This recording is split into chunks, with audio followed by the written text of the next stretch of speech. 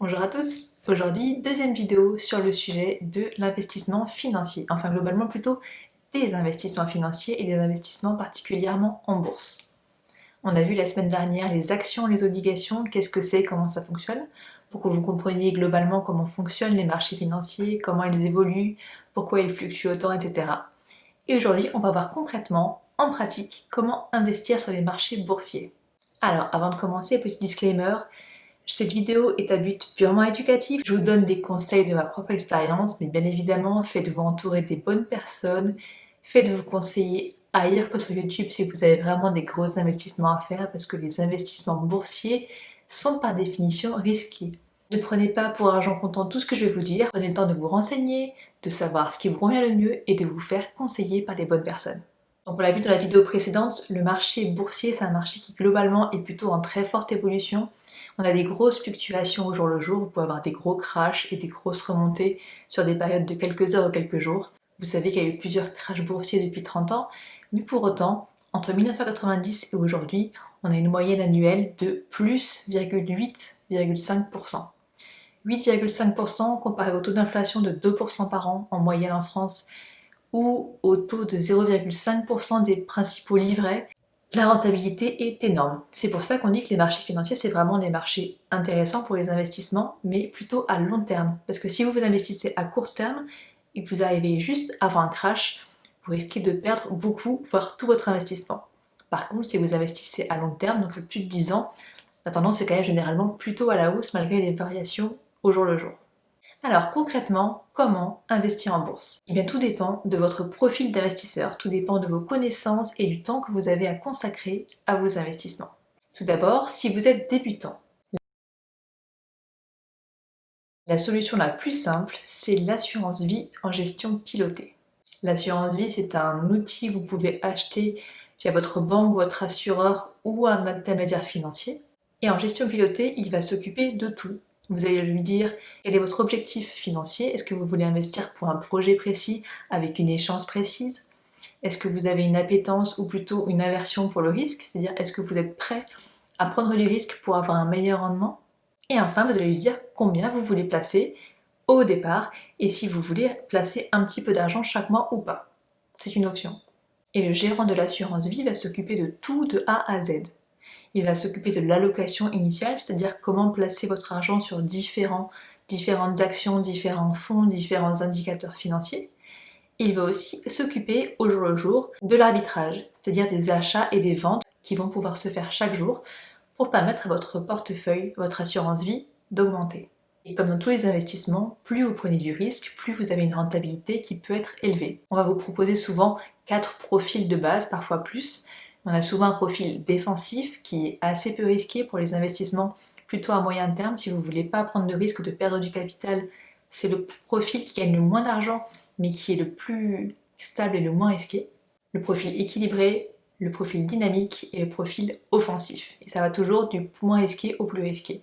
Plus vous prenez du risque, comme toujours, plus votre rendement pourrait être positif. Mais à l'inverse, il pourrait être également très négatif, c'est le jeu. Si vous êtes payé beaucoup, c'est parce que vous prenez beaucoup de risques avec votre propre argent. Donc l'assurance vie, en gestion pilotée, c'est quelque chose d'excessivement simple. Vous donnez votre argent, vous dites ce que vous voulez en faire, est-ce que vous êtes prêt à prendre des risques ou pas, à quelle échéance vous voulez pouvoir le retirer, et vous n'avez plus rien à faire. Ah si, vous avez à payer des frais.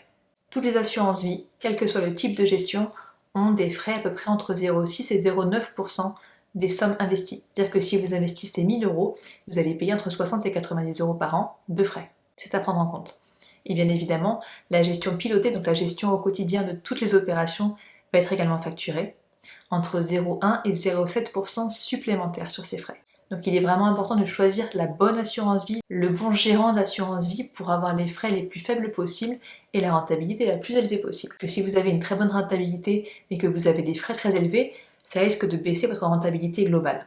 Il s'agit que les retraits sur les assurances vie après 8 ans sont exonérés d'imposition. C'est-à-dire si vous faites des plus-values sur votre assurance vie, imaginez vous avez placé 5 000 euros il y a 8 ans et vous voulez retirer aujourd'hui et vous avez maintenant 8 000 euros, bon investissement, bravo.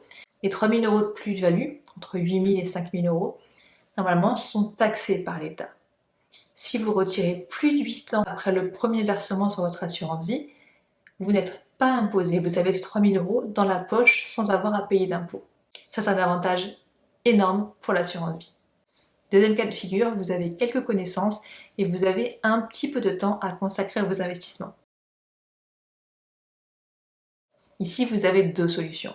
La première, c'est l'assurance vie en gestion libre. Donc là, comme pour l'assurance vie en gestion pilotée, vous allez donner quel est votre profil, quelle est votre échéance d'investissement, quel est le montant à investir. Mais là, vous allez pouvoir choisir sur quoi vous allez investir au départ. Vous allez investir un peu sur les secteurs et ou les géographies qui vous intéressent, mais pas spécifiquement action par action ou obligation par obligation. Vous avez des unités de compte, vous choisissez d'y investir ou non, et ensuite, chaque gérant du C va faire ses arbitrages au quotidien. Donc vous allez avoir un rendement par unité de compte et non pas un rendement par action. Et une fois que vous aurez fait l'allocation initiale, donc c'est-à-dire les choix d'unités de compte une par une, vous n'avez plus rien à faire, ou presque. Parce que les arbitrages au quotidien sont faits par les gérants d'unités de compte. Vous n'avez pas à dire demain je vais investir dans telle entreprise, sur tel marché, ou vendre ou acheter. Vous n'avez aucun ordre à donner au quotidien. Donc pour vous, c'est plutôt souple. Vous avez un travail à faire au début, à la mise en place de l'assurance vie, pour savoir comment vous voulez répartir votre portefeuille. Mais une fois que la répartition, l'allocation est faite, l'arbitrage au quotidien est fait par les gérants d'unités de compte. Donc vous n'avez plus grand-chose à faire. Bien évidemment, vous pouvez changer la répartition du portefeuille si vous le souhaitez, quand vous le souhaitez. Et comme pour l'assurance vie en gestion pilotée, vous allez avoir des frais de tenue de contrat. Toujours entre 0,6 et 0,9% des montants investis. Et cette fois, vous n'aurez pas les 0,1 à 0,7% de frais supplémentaires pour la gestion pilotée, puisque vous n'avez pas de gestion pilotée, vous êtes en gestion libre. Et donc l'assurance vie, je vous l'ai dit précédemment, vous êtes exonéré d'imposition sur les plus-values si vous retirez plus de 8 ans après le premier versement. Encore une fois, bon point pour l'assurance vie. La seconde option sera un plan d'épargne en action qu'on appelle PEA communément. Alors le PEA, ça demande quand même plus d'investissement temporel que l'assurance vie. Parce que vous allez choisir dans quelle action précisément vous voulez investir, ce qu'on appelle du stock picking. Vous choisissez quelle entreprise vous intéresse, quel secteur vous intéresse. Et là, vous êtes vraiment maître de votre allocation initiale. Si vous voulez investir tout dans l'aéronautique en France, vous avez le choix. C'est une très mauvaise stratégie d'avoir un truc aussi peu diversifié, mais vous faites vraiment le choix que vous voulez. Donc le risque peut être très élevé. C'est pour ça qu'on a créé ce qu'on appelle des trackers. Ça s'appelle également fonds indiciels ou EFT, il y a différents noms si vous faites des recherches sur Google. Ce sont des indicateurs qui reprennent les performances d'un indice particulier. Si par exemple vous investissez dans le tracker CAC 40, vous allez pouvoir investir en un seul ordre sur les 40 entreprises du CAC 40. Et si vous choisissez par exemple le tracker Monde, vous allez investir en un seul clic sur 1650 grandes entreprises dans le monde entier. Les trackers, c'est vraiment l'outil idéal pour passer des ordres sur beaucoup d'entreprises, diversifier son portefeuille sans passer 60 ordres différents. Parce que souvent on est facturé à l'ordre. Un ordre, c'est une décision de vendre ou d'acheter. Et plus vous passez d'ordres, forcément plus vous serez facturé. Si vous passez un ordre pour un tracker, d'une part vous aurez un portefeuille beaucoup plus diversifié, parce que par exemple le CAC 40 ou Monde, forcément c'est beaucoup plus diversifié que LVMH France, voyez, c'est logique. Mais en plus, ça vous permettra d'économiser sur les frais. Encore une fois, les trackers, c'est un outil génial pour pouvoir diversifier votre portefeuille. C'est vraiment un outil à garder à long terme. Si vous prenez un tracker sur uniquement quelques mois ou quelques semaines, vous pouvez potentiellement faire un très gros bénéfice. Si vous voulez une rentabilité qui soit cohérente avec un risque relativement limité, encore une fois, c'est un placement à long terme. Toutefois, il sera vraiment indispensable quand vous avez un PEA de vérifier régulièrement, c'est-à-dire 2 à 3 fois par an, l'allocation de votre portefeuille. La répartition de départ doit être maintenue pour garder un niveau de risque constant. Par exemple, imaginez, on va illustrer, vous avez 10 moutons et 10 poules au jour J. Un an plus tard, ils se sont reproduits à des rythmes différents, vous vous retrouvez avec 20 poules et 12 moutons. Parce que les poules se reproduisent plus vite que les moutons. Ça peut être le cas d'une action qui va gagner plus vite en valeur qu'une autre. Si vous voulez garder la même répartition, 50% de moutons, 50% de poules, vous allez devoir vendre des poules pour acheter des moutons. Par exemple, vous allez vendre 7 poules pour acheter un mouton et vous aurez 13 poules, 13 moutons.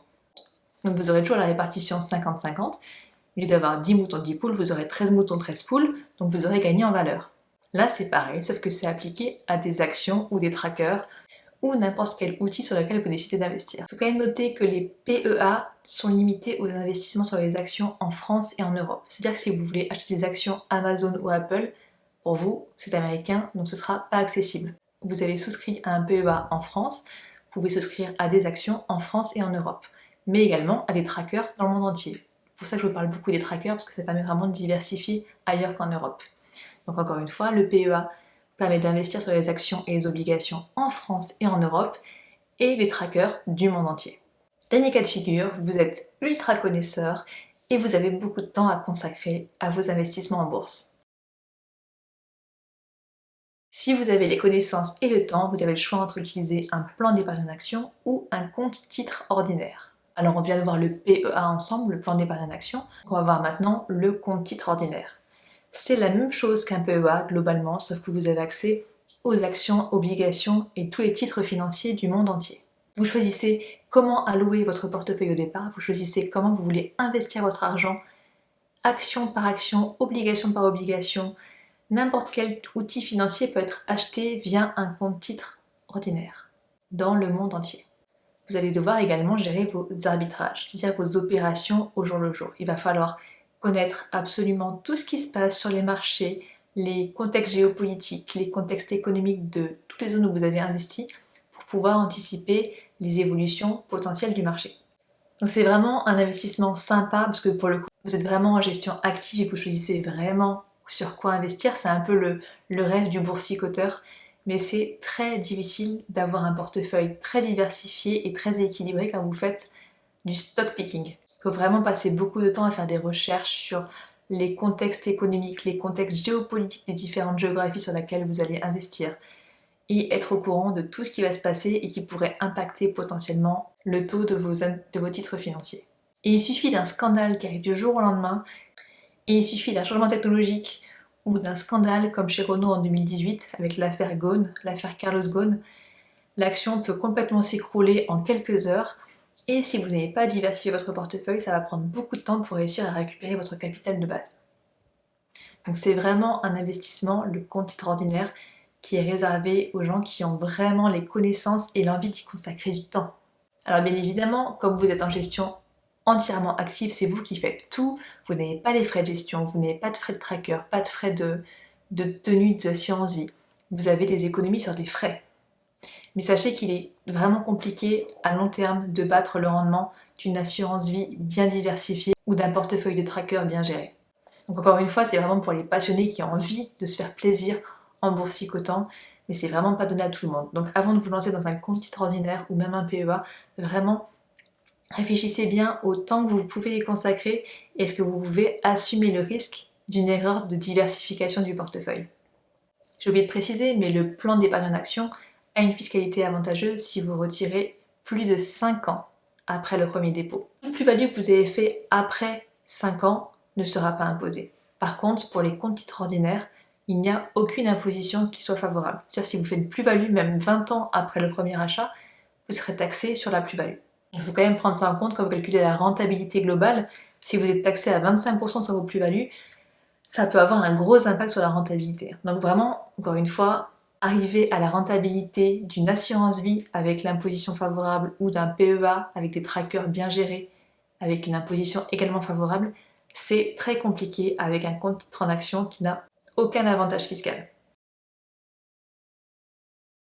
Sachez également que l'assurance vie et le PEA permettent de bénéficier de la force des intérêts composés. Les intérêts composés, qu'est-ce que c'est? C'est un mot très joli pour dire que l'argent que vous avez gagné va générer lui-même des intérêts. Par exemple, si vous placez 1000 € sur une assurance vie qui va vous générer 4% de rendement, vous aurez à la fin de l'année 1040 € sur l'assurance vie. L'année suivante, les intérêts se calculeront sur la base de 1040 € et non plus 1000 €. Si vous avez à nouveau un rendement de 4%, vous aurez 4% de 1040 € et non pas 4% de 1000 €.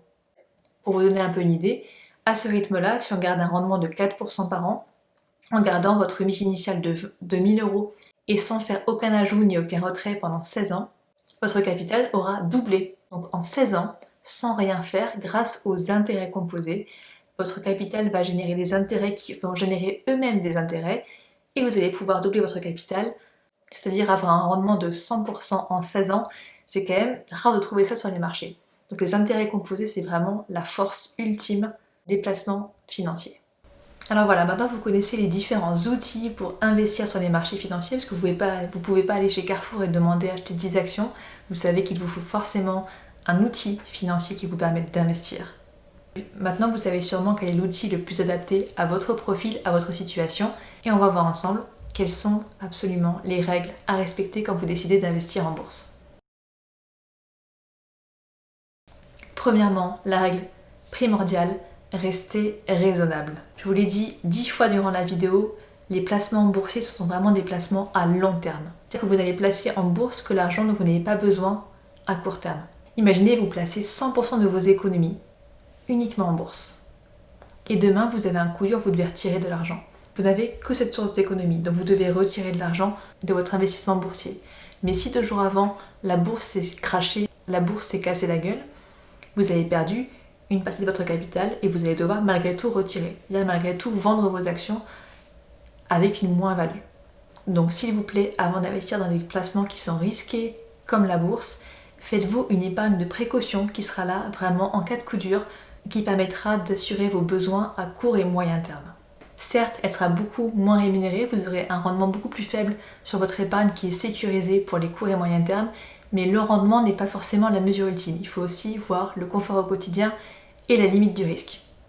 Deuxièmement, la règle à peu près autant primordiale en bourse, restez diversifié. Si vous investissez toutes vos actions sur une même zone géographique ou un même secteur, vous allez être soumis à un risque qui est énorme. Parce que si un secteur se plante ou une géographie a un gros problème géopolitique, la bourse va s'écrouler sur ce secteur ou cette géographie-là et vous allez perdre beaucoup de capital.